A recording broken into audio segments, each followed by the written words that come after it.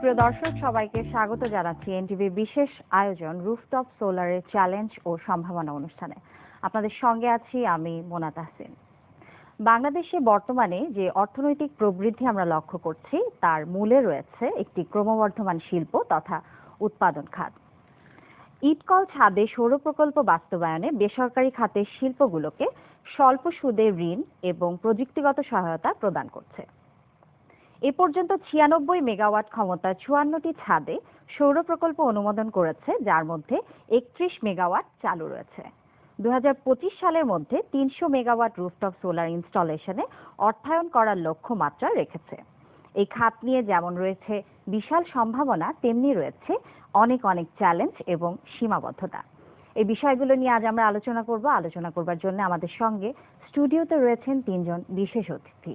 আমাদের সঙ্গে আছেন Mohammad Alauddin, rector, Bangladesh power management institute, বিদ্যুৎ বিভাগ, বিদ্যুৎ জ্বালানি ও খনিজ সম্পদ মন্ত্রণালয়।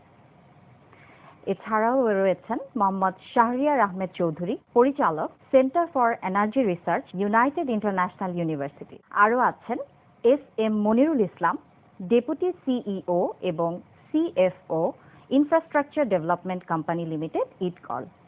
আপনাদের সকলকে আমাদের স্টুডিওতে স্বাগত। ধন্যবাদ। প্রথমেই আমি জনাব এস.এম. মনিরুল ইসলাম স্যারের কাছে জানতে চাইব, ইটকলের যে রুফটপ প্রকল্প, এর সূচনা আসলে কোথায় এবং কিভাবে এটি শুরু হয়? আপনি জেনে থাকবেন যে বাংলাদেশে সোলার হোম সিস্টেম নামে একটা প্রোগ্রাম ইটকলের মাধ্যমে শুরু হয়েছিল, যেটা কিনা 50 লক্ষ পরিবারকে সোলারের মাধ্যমে বিদ্যুৎ সুবিধা পৌঁছে দেওয়া হয়, যেটা বিশ্বের সবচাইতে বড় অফগ্রিড সোলার প্রোগ্রাম হিসাবে সুখ্যাত। সোলার হোম সিস্টেম প্রোগ্রামের সাফল্যের ধারাবাহিকতায় আমরা ইউটিলিটি স্কেল সোলার ইনস্টলেশনের দিকে উৎসাহিত হই এবং পরবর্তীতে যখন আমাদের গ্রিড এক্সপানশনের মাধ্যমে দেশের শতভাগ বিদ্যুৎ পৌঁছে দেওয়ার যে কার্যক্রম শুরু হলো, সেখানে ইউটিলিটি স্কেলে মানে বড় আকারের জেনারেশনের মাধ্যমে সৌর বিদ্যুৎকে কিভাবে ব্যবহার করা যায় সেটা নিয়ে আমাদের পরিকল্পনা আমরা করতে শুরু করলাম। এবং তখন গিয়ে আমরা দেখলাম যে অন্যান্য দেশে যেটা হয় যে অনেক পতিত জমি থাকে যেখানে সোলার ইনস্টল করে ওখান থেকে বিদ্যুৎ উৎপাদন করতে পারে, কিন্তু বাংলাদেশে আমাদের তো জমির অনেক স্বল্পতা রয়েছে এবং সেই কারণেই আমরা দেখলাম যে আমাদের বিভিন্ন ছাদ, অব্যবহৃত ছাদ রয়েছে যেখানে ব্যাপক একটা সম্ভাবনা রয়েছে এখান থেকে আমরা সোলার মাধ্যমে বিদ্যুৎ উৎপাদন করতে পারি। সেই সম্ভাবনাটা মাথায় রেখেই আমরা একটা সার্ভে করি যে আমাদের শিল্প খাতে যেসব অব্যবহৃত ছাদ রয়েছে সেখানে সোলারের মাধ্যমে কি পরিমাণ বিদ্যুৎ উৎপাদন করতে পারি এবং সেখানে আমাদের কি ধরনের সাপোর্ট দরকার আছে। সেখান থেকেই আসলে এটার সূত্রপাত বলতে পারেন। স্যার, বাংলাদেশে বিদ্যুতের চাহিদা যেমনি বাড়ছে তেমনি এর দামও বেড়ে চলেছে। সেক্ষেত্রে ইটকলের রুফটপ সোলার প্রকল্প এটি আসলে এখানে কিভাবে ভূমিকা পালন করতে পারে বলে আপনি মনে করেন? ইন্ডাস্ট্রিয়াল সেক্টরে আপনি যদি কনভেনশনাল ইলেকট্রিসিটি ব্যবহার করেন তাহলে আপনাকে পার ইউনিট 9 টাকার উপরে খরচ করতে হবে। সেখানে আপনি সোলার রুফটপের মাধ্যমে এখানে আপনি 6 টাকা বা কোনো ক্ষেত্রে এই টাকায় আপনি 1 ইউনিট বিদ্যুৎ উৎপাদন করতে পারবেন। তো এখানে সরাসরি একটি সাশ্রয় আছে এবং ইন্ডাস্ট্রিয়াল সেক্টরে এটা একটা বড় ইনসেন্টিভ এই জন্য যে আন্তর্জাতিক বাণিজ্যের জায়গাটা প্রতিদিন কম্পিটিশনের মুখোমুখি পড়ছে। সেখানে উৎপাদন ব্যয় কমানোর মাধ্যমে মুনাফা বাড়ানো এবং বাজারে নিজেদের কম্পিটিটিভনেস ধরে রাখা, সেখানে যে কোনো সুযোগ গ্রহণ করার দরকার এবং তার পাশাপাশি আনইন্টারাপ্টেড ইলেকট্রিসিটি সাপ্লাইয়ের যে সুবিধা সেটা তো রয়েছে, সেটা তো আসলে নিশ্চিত করা সম্ভব হচ্ছে। অনেক ধন্যবাদ। আমি জনাব মোহাম্মদ শাহরিয়ার আহমেদ চৌধুরী স্যারের কাছে জানতে চাইবো, রুফটপ সোলার প্রযুক্তি এই নিউ টেকনোলজি সম্পর্কে আপনার কি ধারণা? টেকনোলজি নতুন হলেও এটার ডেভেলপ কান্ট্রিগুলোতে কিন্তু অনেক আগে এটার প্রচলন রয়ে গেছে। 2004-05-এ জার্মানিতে আমি যখন স্টাডি করি তখন কিন্তু আমরা দেখেছি আপনার রুফটপে আপনার সিস্টেমগুলো থাকে। তো তখন আপনার কস্টলি ছিল সিস্টেমের কস্ট। আমার মনে আছে আমরা যখন ইটকলের প্রথম কাজ করা শুরু করি সোলার হোম সিস্টেম প্রোগ্রামে, তখন ওয়াট প্রতি প্যানেলের দাম ছিল $5 থেকে $6, আর এখন ওয়াট প্রতি প্যানেলের দাম চলে আসছে 20 থেকে 22 সেন্টসের মতো, প্রায় 20 ভাগের 1 ভাগ। কস্টটা অনেক কমে গেছে। আমাদের গ্রিড ইলেকট্রিসিটি যেমন 9 টাকা করে পড়ে, আপনি যদি রুফটপ করেন যে ইটকলের যে ফিনান্সিয়াল মডেল যে লো কস্ট ফিনান্সিং দেয় 6% ইন্টারেস্টে, তাতে দেখা যাচ্ছে প্রতি ইউনিটের কস্ট পড়ে আপনার 6 টাকা প্লাস মাইনাস 6 টাকার কাছাকাছি। যার ফলে এটা কিন্তু খুবই লুক্রেটিভ এবং দিন দিন আপনি যদি দেখেন এই টেকনোলজির দাম কিন্তু কমছে। সোলার এনার্জি টেকনোলজির আপনাকে গত বছরের এক্সাম্পল দেয়, শুধুমাত্র রুফটপ বলে না, পুরো পৃথিবীতে গত বছর যত নতুন পাওয়ার প্ল্যান্ট হয়েছে তার 84% হয়েছে আপনার নবায়নযোগ্য জ্বালানি ভিত্তিক, আর বাকি 16% হচ্ছে তেল, গ্যাস এবং কয়লা ভিত্তিক। আমরা 3টা কারণে রিনিউয়েবল এনার্জি দিকে যাচ্ছি। নাম্বার 1 ক্লাইমেট চেঞ্জ, যে আমরা যে ফসিল ফুয়েল পুরালে গ্রিন হাউস গ্যাস এনভায়রনমেন্টে নিঃসরণ ঘটায় এবং তাতে দেখা যাচ্ছে আমাদের পৃথিবীর জলবায়ু কিন্তু পরিবর্তন হচ্ছে, টেম্পারেচার বেড়ে যাচ্ছে, গ্লোবাল ওয়ার্মিং হচ্ছে। যে এইটা এলিমিনেট করার জন্য আমাদের একমাত্র ওয়ে হচ্ছে যে আপনার রিনিউয়েবল এনার্জি দিকে যাওয়া, কারণ renewable energy green house gas emit করে না। নাম্বার 1। নাম্বার 2, আপনার আমাদের এনার্জি সিকিউরিটি দরকার। তার মানে আপনি দেখেন যে আমাদের কিন্তু পাওয়ার প্ল্যান্ট রয়ে গেছে, কিন্তু আমাদের যে জীবাশ্ম জ্বালানির উপর যদি নির্ভর করে আমাদের নিজস্ব গ্যাস কিন্তু শেষ হয়ে আসতেছে। কিন্তু আপনার রিনিউয়েবল এনার্জির দিকে যদি যান, যেমন সোলার একটা আছে, তারপরে বায়ু বিদ্যুৎ আছে, আমরা যদি এই টেকনোলজির দিকে যাই তাহলে আমাদের অ্যাডভান্টেজ কি, আপনি যদি একবার ক্যাপাসিটি ডেভেলপ করে ফেলেন, ধরুন মানুষ যদি রুফে সোলার প্যানেল বসায় তাহলে কিন্তু জ্বালানি তাকে আর কিনতে হবে না। থার্ড আর ফুয়েল ডাইভার্সিফিকেশন। তো মোহাম্মদ আলাউদ্দিন সাহেব, আপনার কাছে জানতে চাইবো, এই যে রুফটপ প্রকল্পের যে বিকাশ, এটি ঘটাবার জন্য সরকারের কি চিন্তা ভাবনা, সে সম্পর্কে আপনার কাছ থেকে জানতে চাইবো। সরকার রুফটপ সোলারকে উৎসাহিত করবার জন্য ইতিমধ্যে স্বল্প সুদের ঋণের ব্যবস্থা করেছে। এক।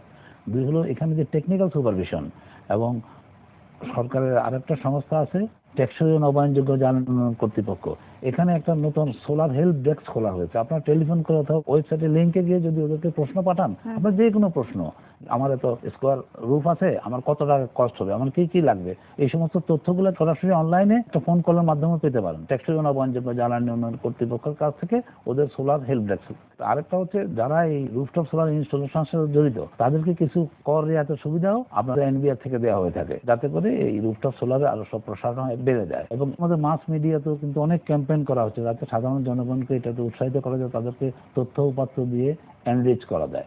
স্যার, অনেক ধন্যবাদ আপনার উত্তরের জন্য। আমি জানতে চাইবো জনাব এস.এম. মনিরুল ইসলাম স্যারের কাছ থেকে, যে বর্তমানে দেশে যে রুফটপ সোলার প্রকল্প, এটি বাস্তবায়নের ক্ষেত্রে আমরা আসলে কোন পর্যায়ে আছি, আপনার কি মনে হয়? খুবই উৎসাহব্যঞ্জক বলবো আমি, যে আমরা এটা শুরু করার পরে এখন পর্যন্ত 31 মেগাওয়াট চালু আছে এবং এখানে 96 মেগাওয়াটের মতো আমরা অর্থায়ন করেছি। এইটা আমরা বলছি যে 2025 সালের মধ্যে 300 মেগাওয়াট করব।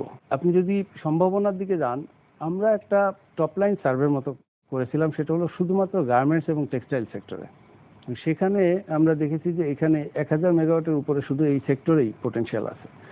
তো এইটা যদি আমরা বাস্তবায়ন করতে চাই তাহলে যেটা দরকার সেটা হলো যে আগ্রহের জায়গাটা। এই ধরনের প্রকল্পগুলোর ক্ষেত্রে একটু দীর্ঘমেয়াদী অর্থায়ন দরকার হয়, যেটা ইটকল দিচ্ছে, সে কারণে উৎসাহটা বেশি হয়েছে। এর বাইরে গার্মেন্টস কথা যদি বলি, ওদের যে বায়াররা রয়েছে তারা কিন্তু এখন এটাকে একটা রিকোয়ারমেন্ট হিসেবে দিচ্ছে যে গো গ্রিন কর্মসূচির আওতায়। তো তারাও ফ্যাক্টরিগুলোকে বলছে আপনাদেরকে গ্রিন এনার্জি অ্যাডাপ্ট করতে হবে। তো সেখান থেকেও একটা এনকারেজমেন্ট আছে। এখন যেটা দরকার, যারা ইন্ডাস্ট্রির ওনাররা আছেন তাদেরকে একটু ওনারশিপ নিতে হবে, এবং এখান থেকে যে আপনি শুরুতেই যেটা আমরা বললাম যে এখানে যে ক্লিয়ার বেনিফিটের জায়গাটা আছে, সেইটাকে গ্র্যাব করার জন্য তারা একটু উদ্যোগী হতে হবে। এটা সময়ের ব্যাপার মাত্র, কিন্তু আমরা শুরুটা করেছি খুব ভালো এবং এখন পর্যন্ত আমি মনে করি খুবই উৎসাহব্যঞ্জক। জনাব মোহাম্মদ শাহরিয়ার আহমেদ চৌধুরী স্যারের কাছে জানতে চাইবো, রুফটপ সোলার এই প্রকল্পটি বাস্তবায়নের ক্ষেত্রে নিশ্চয়ই আপনাদের অনেক টেকনিক্যাল চ্যালেঞ্জের মুখোমুখি হতে হয়েছে, এবং সেই টেকনিক্যাল চ্যালেঞ্জগুলোকে আপনি কিভাবে দেখছেন? টেকনিক্যাল চ্যালেঞ্জ আমি বলবো যে অত নেই, তবে মানুষ যেই সমস্যাটা ফেস করে সেটা হচ্ছে আমাদের কিন্তু কোয়ালিটি, আপনার ওই স্ট্যান্ডার্ড যে গাইডলাইন আছে, প্লাস যে নেট মিটারিং পলিসি আছে, সেখানে কিন্তু বলে দেওয়া আছে। এখন হয়তো বড় সিস্টেমের জন্য যে টেকনিক্যাল এক্সপার্টাইজরা থাকে তারা এই জিনিসগুলো করে। ছোট সিস্টেমগুলো যেটার জন্য হয় যে কিভাবে কোয়ালিটি অ্যাসিওর নিশ্চিত করতে হবে যে এই জায়গায় ভালো কোয়ালিটির প্রোডাক্ট মার্কেট থেকে যদি না কিনতে পারেন তাহলে কি আপনার এটা সার্ভিসের সমস্যা হয়। আচ্ছা, এইটা যদি আমরা ওভারকাম করতে পারি, কোয়ালিটি অ্যাসুরেন্স করতে পারি, তাহলে আমার মনে হয় যে এছাড়া টেকনিক্যাল কোনো সমস্যা নেই। জনাব মোহাম্মদ আলাউদ্দিন সাহেবের কাছে জানতে চাইবো যে 2041 সালের মধ্যে সরকার যে 40% সবুজ বিদ্যুতায়নের লক্ষ্য তারা নির্ধারণ করে দিয়েছে, এটির ক্ষেত্রে আসলে কি কি পদক্ষেপ গৃহীত হয়েছে বা এখন কি করা হচ্ছে? 2041 সালের মধ্যে 40% বিদ্যুৎ নবায়নযোগ্য উৎস থেকে করবার জন্য কপ সম্মেলনে মাননীয় প্রধানমন্ত্রী তার এই ভিশনটা ব্যক্ত করেছিলেন, এবং এই জন্য বিদ্যুৎ বিভাগ এবং পরিবেশ বন মন্ত্রণালয় অনেকগুলো কর্মসূচি গ্রহণ করেছে। তার মধ্যে বড় আকারের ইউটিলিটি স্কেল প্রজেক্ট বাংলাদেশে যখন আমরা শুরু করি তখন বিশ্বাসও হচ্ছিল না বাংলাদেশে বড় আকারের এরকম হবে।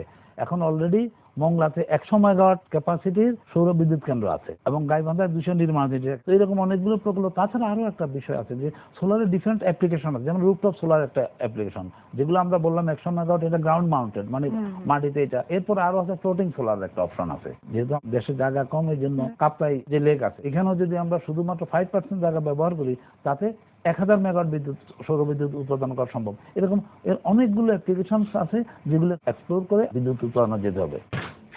এখন বিকাশ অ্যাপেই পাবেন দেশের প্রথম ডিজিটাল লোন। স্যারের কাছে জানতে চাইবো যে রুফটপ সোলার প্রকল্প বাস্তবায়নে সরকারের কি কি পদক্ষেপ নিতে হবে বা নিচ্ছে বলে আপনি মনে করছেন?